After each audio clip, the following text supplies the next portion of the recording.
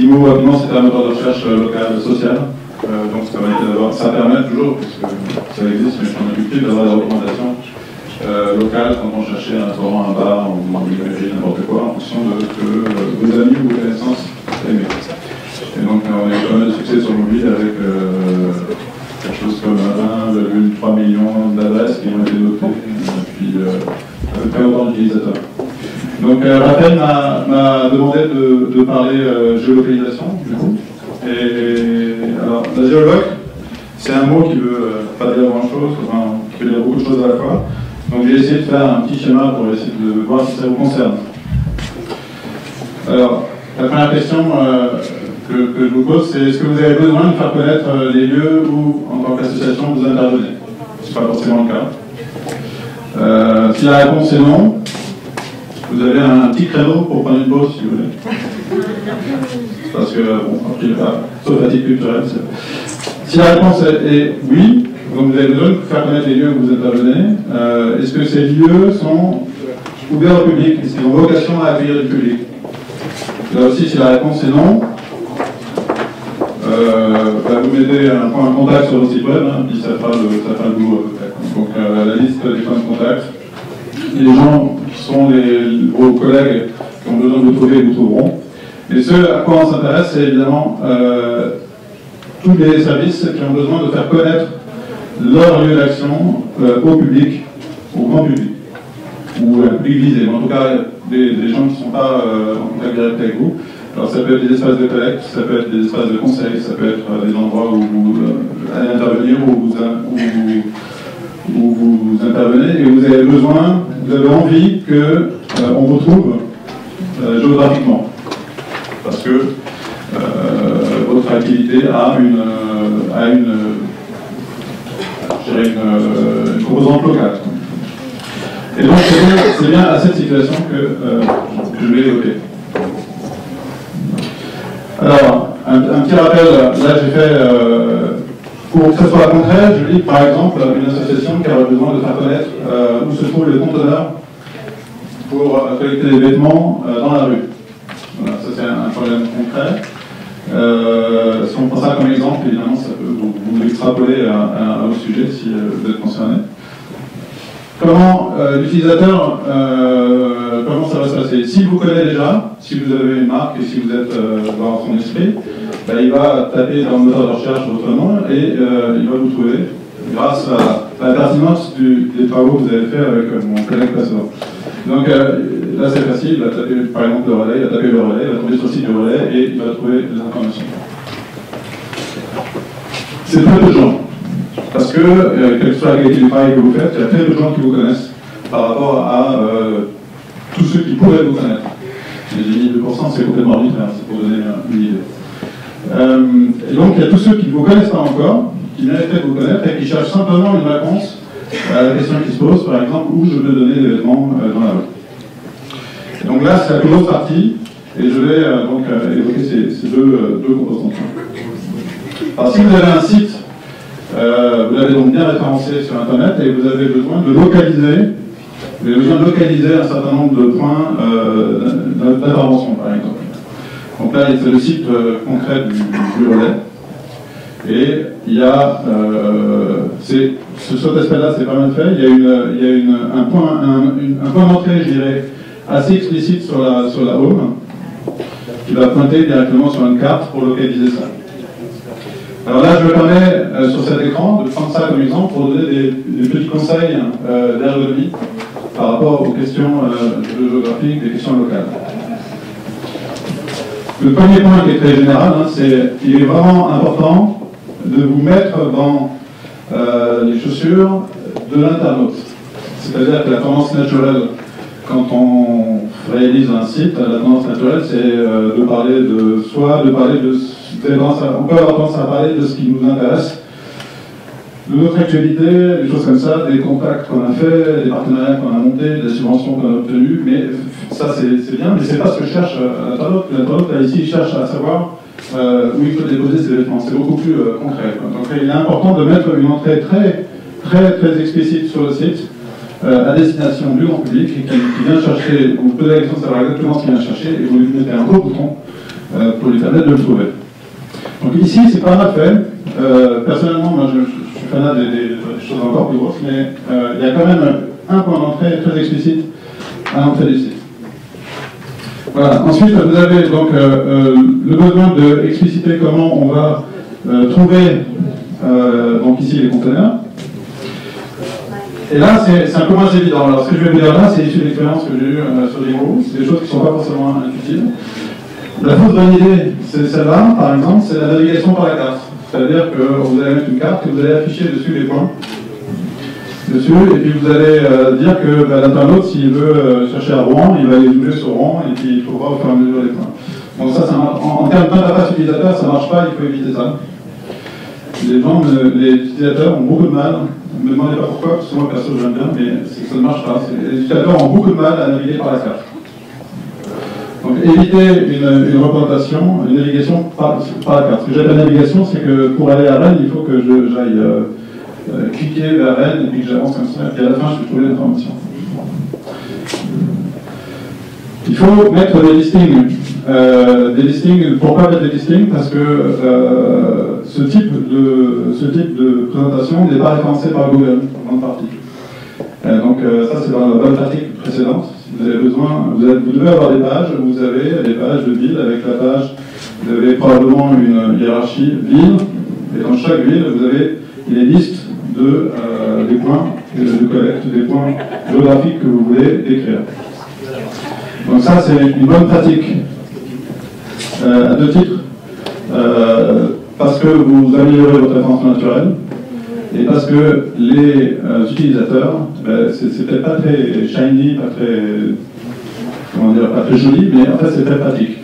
L'utilisateur, il a intérêt à cliquer sur Orléans, parce qu'il habite à Orléans, et à Orléans, il a sa liste. C'est bête, mais c'est ce qui marche encore le mieux.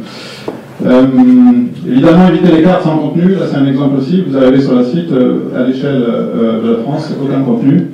Moi, quand je suis arrivé, j'ai cru que c'était cassé, en fait, qu'il y a un problème technique. Donc ça va un peu avec le pas de navigation pour la carte. Éviter, une fausse bonne idée, éviter la localisation automatique par IP.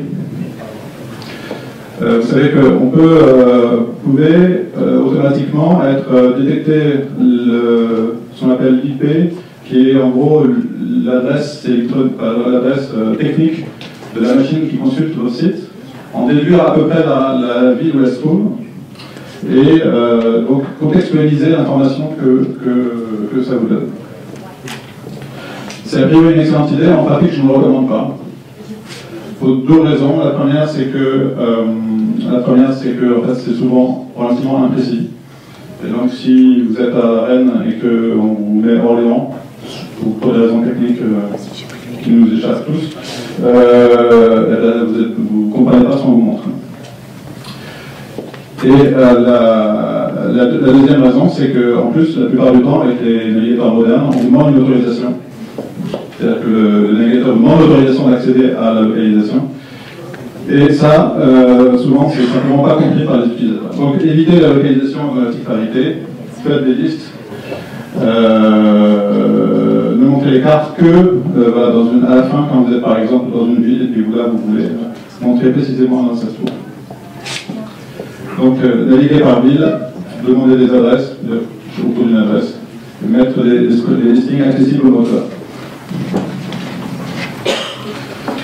Voilà. Sur la partie, alors là c'est la page, c'est là où il faut se réveiller. La partie la plus importante de la présentation, c'est ce slide. Alors, ce que vous voulez obtenir, c'est ça. Vous faites une recherche et vous avez envie que en fait, les lieux que vous voulez référencer soient dans une carte, peut-être de manière pertinente. Par exemple, toujours dans cet exemple, conteneur vêtements à Paris. Vous avez envie d'avoir ça. Aujourd'hui, c'est pas le cas. Si vous tapez ça, vous avez que les listings, éventuellement quelques pubs, mais pas cette carte que vous obtenez par contre si vous tapez bar à Paris ou autre chose. Donc ça, c'est le plus efficace. Et pour obtenir ça, il faut que les moteurs de recherche comprennent votre contenu. Alors c'est un sujet sur lequel ils ne sont pas encore complètement très intelligents. Ils travaillent beaucoup, mais enfin, ils ne sont pas forcément... il faut les aider. Et pour les aider, je dirais qu'il y a deux manières de faire ça classiquement. Il y a un, vous leur donnez votre fichier, enfin, votre listing, je vais y revenir. Et la deuxième, c'est à l'intérieur de vos pages, qui va scroller, de toute façon, à l'intérieur de vos pages, vous utilisez ce qu'on appelle les microdonnées. Alors ça, pour faire ça, si ça ne vous parle pas, il faut donner vos microdonnées à votre équipe technique et puis qu'il aille regarder les URL qui sont là. C'est une sorte de normalisation pour laquelle les grands moteurs de recherche, sur lesquels les grands moteurs de recherche sont mis d'accord pour dire aux moteurs de recherche quelle est la nature des informations qui sont sur le site. Donc ça permet aux moteurs de recherche de ne pas simplement essayer de deviner ce qu'il y a sur le site, mais lui dire explicitement, ça c'est une adresse, une altitude, une longitude, ça c'est un conteneur, ça c'est tel ou tel truc. Donc c'est une classification qui permet de faire ça et qui permet de faire en sorte que l'information se retrouve sur la carte, parce que pour mettre des informations sur la carte, le moteur de recherche a besoin d'une information très précise. Il ne peut pas se contenter d'un à peu près.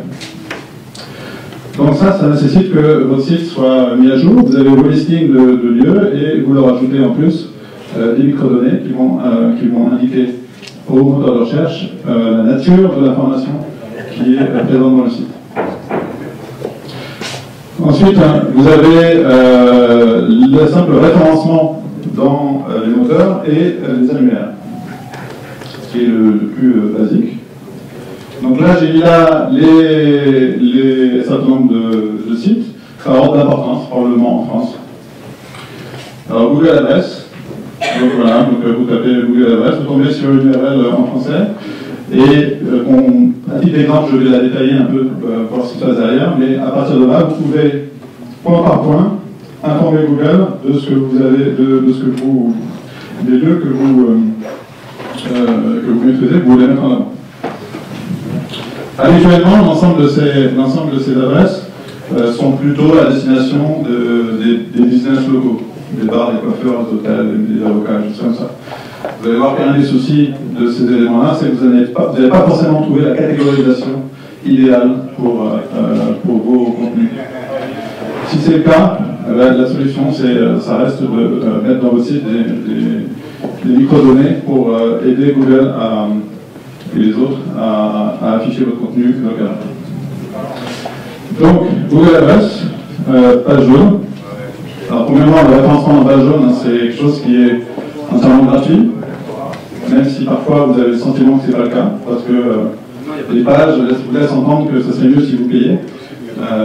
C'est pas du tout obligatoire, hein. Vous pouvez tout à fait vous référencer gratuitement. Si vous payez, c'est pour avoir de la visibilité en plus. Et Bing. Donc Google Adresse, Bing, page jaune, ils ont des ergonomies un peu différentes, mais le fond c'est le même. Vous allez donner sous une forme structurée les informations au moteur pour qu'il les affiche. À titre d'exemple, je vais passer un petit peu à travers l'interface Google, qui est très simple. Donc voilà la première page de Google Adresse, qui va vous demander simplement quel est le nom de votre établissement, son adresse, qui va vous permettre de localiser précisément là où vous êtes. Ensuite, la catégorie. Là, c'est là où vous pouvez avoir des difficultés, parce que la liste des catégories, en fait, elle est limitée. Non, je ne pas. Ah oui, parce qu'en plus, je vous chante. Je fais vite.